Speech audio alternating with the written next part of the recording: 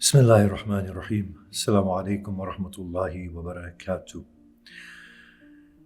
When the Blessed Prophet went to his community, the Quran describes that community as a lawless community to some degree. A very pagan type of mentality in which they did not have human values, at least many of them. They were people who rejoiced in bloodshed, in undignified state of existence. There were people who not only committed what we consider as acts of indecency, but furthermore, they got justification from it through God Himself. Now, these are people who did not have a sense of proper existence, what we have been discussing in the previous talks.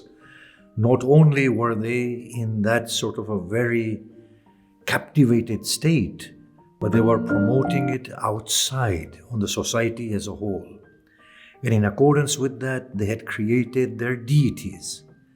They also had a sense of God, and they used their deities and they used Allah Himself to justify that enslaved, unchaste, promiscuous, valueless existence of theirs.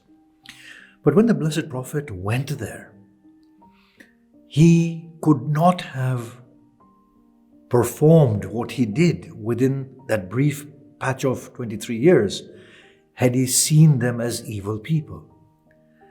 In order for him to reform them, he had to find goodness in them. He said essentially, these people are not evil people.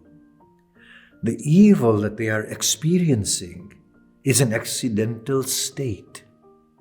There are good human beings in them. He saw that goodness, he recognized that goodness, and he made them see their inner goodness.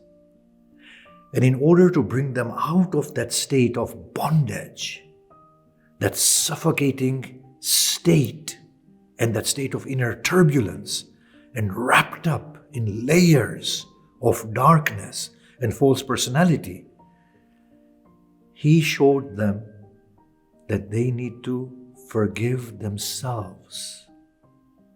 He said, all of these things are not yielding comfort to you. The very fact that inside yourselves you find this as an incompatible state shows you are something else. In order to bring them out, he came with a method, and that method is forgiveness. He introduces God and he says, Allah is Ar-Rahman, Ar-Rahim. Although the notion of the word Rahman and Rahim were not alien to them, but they never understood it in the way that the Prophet was teaching them. He said, look, Allah subhanahu wa ta'ala is willing to overlook everything that you have done till this day. Acknowledge that there is no God but Allah. He will forgive you everything. Now, with that, he did not arbitrarily bring about a state of forgiveness and then you start again. With us, sometimes it's a very deceptive understanding that God is forgiving. We offer apology to God and we feel God has forgiven us, and then we are back to our normal ways and we say, okay, we start afresh, so at least the burden of sin is not so much. It wasn't that level or that type of understanding. For them, when the Prophet said God forgives you, it was, now I can start afresh and mend my ways. So within 23 years, he transformed a community that has no sense of values, no sense of human dignity, into moral agents, into spiritual beings. What did he do there? He demonstrated to them that they were not all the evils that had accumulated around them. He said, these are accidental, and because they are accidental, they can leave you. However, had he suggested a path that now you have to strive so hard to undo what you have done, it would have become next to impossible. So he suggested a different path, the path of God. Recognize it was not you. It was an alien influence upon you. Recognize that. Now, forgive yourself because you're not evil. Once you forgive yourself, you have broken the shackles, the self-imposed shackles. And now remind yourself constantly that I am not what I was previously.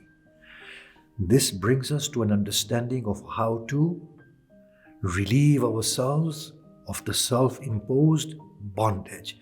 Beyond what we have been talking, that the world that we impose upon then conditions us, is quite superficial to the real thing that is going on inside us. The psychological traits that we have, they give us our identity and reinforce it upon us. The others don't need to see us as evil because we ourselves have already judged ourselves to be what we are. We say we have problems with anger and anger management.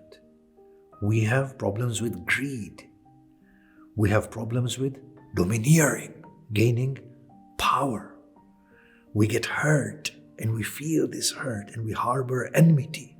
We are unable to let any of it go. Because we are unable to let it all go, it reinforces itself and we get further steeped in that state of becoming bodily identified, of becoming lost within.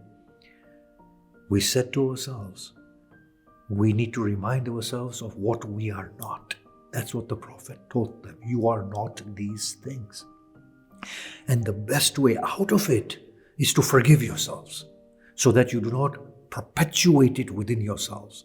You've got a free hand now to try again. And it's not that difficult to understand.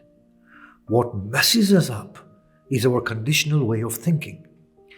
I had a friend when I was doing A-levels at school, and he was a brilliant man. But at the time of exams, he just could not perform because of the fear of failing. And upon talking with him, I understood that because he had failed once and the expectations of his parents were so great, and he felt he let them down, every time now when he approaches any form of exam, not only the A-levels, but even a driving test, let us say, he would feel afraid that he will not perform. And that memory of the initial failure shaped his mindset and outlook. And he would lead himself to the worst event and outcome. So he was perpetuating the failure within his own self. The first thing we need to do in order to relieve ourselves of this bondage is to examine ourselves and say, you know what? The anger that I have in myself is a biophysiological thing. It's not really me. If I sleep properly, eat different foods, don't meet with people who agitate me, I will not be angry.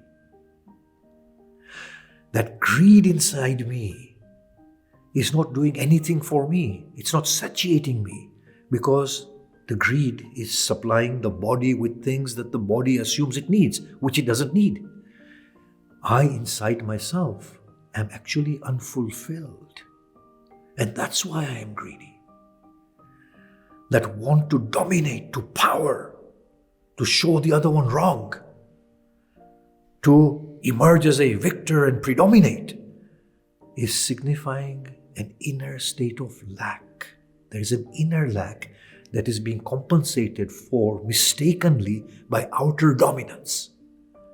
That is not me. It's an unfounded and unrational way of fulfilling myself. It's an irrational course of action that I'm taking. That person who hurt me once and has gone away. That person has forgotten about it.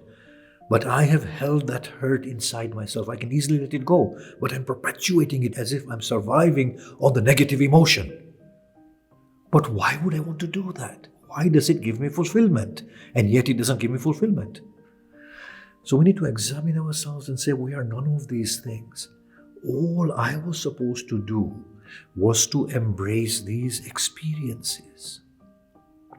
I was supposed to understand what greed means, understand the deeper level of lack of fulfillment, and let go of the greed and move towards the deeper level of understanding fulfillment. When I want control and I want to predominate and my I wants to overpower, I need to understand that experience, that Iblis element within me, to understand it accurately. Let it go. Introspect further. Go deep within myself and see that actually it's a state of insecurity within me that prompts me to display my ego so ferociously and so forcefully. When I get hurt, I need to understand that I need validation somehow. And that's why I'm holding on to that hurt feeling. See what it means, learn from the experience, become a deepened soul, and let the wound heal and let it go. Forgive. So what needs to be done at this level in order to relieve ourselves of this imposed bondage is for us to introspect, to forgive ourselves, to understand that I am not any of these things. There is a very deep calling inside there that has found a wrong channel to fulfill itself. Now, if a person who is very angry, if they're going to curse themselves, or they're not going to think about it, that thing is going to remain as a plague. No matter how much anger therapy classes they go to, it's not going to address the real problem. The real problem is to be understood through introspection, through understanding that inner lack. Why do I find that I can't tolerate the other? Is it a part of my false ego? To understand that accurately. And then to say to themselves that, oh, I can easily overcome this by understanding that there's a distance between me and it. In that way, then we can begin to see that we are not any of these things, rather the anger, the greed, the pride. Instead of seeing them as huge negatives and demonic traits, we can look at them again and say, hold on. But isn't this anger like a wild stallion? If I can tame it, it can serve me. The Blessed Prophet said, I have enslaved my shaitan and now it serves me. Can you see that? It can become the heavenly steed for ascension. Imagine the raw power that is there in anger, in greed, in pride, in wanting to vanquish. These are all huge potentials. If harnessed properly, if understood properly, they are actually bestowals and gifts from God. To understand them positively, to know that we are supposed to learn what these things are, to create a distance between ourselves and what we associate with ourselves as our intimate states and traits, that they are not our intimate states, they're accidental states. I cannot associate with them. Distance ourselves from it, and then harness them and use them as an utmost force of goodness. So if a person who is very angry can curtail their anger, you see the deepening of the soul of a very tolerant person. A person who is very greedy, if they can harness that greed, they will find the deepening of a godly being that is very charitable. A person who wants to predominate, if that thing can be understood accurately, that it can be used as an inner state of arriving at humility and allowing the real self to be freed and begin to emerge in godliness. So the key is here to distance ourselves, benefit ourselves, and recognize that we need to forgive ourselves. Now, failing to do so, and I leave us with this thought before we ask the question, is that the Prophet said, on the day of Qiyamah, people will be raised in forms of animals and beasts and insects. But they will recognize each other. Why animals and beasts and insects? Because those were the traits that predominated upon their souls, and they've become identified with them. That is the downside of it. Of course, it will be cleansed in the process of Qiyamah, and God forbid, in the process of purging us of these negative tendencies within the fire. They will be purged. But who wants to go there in that state when we have an opportunity to complete ourselves in a godly manner? Wassalamu alaikum wa rahmatullahi wa barakatuh. Let us understand that we are not our habits and our evils that we associate with ourselves. Rather, we are sacred beings.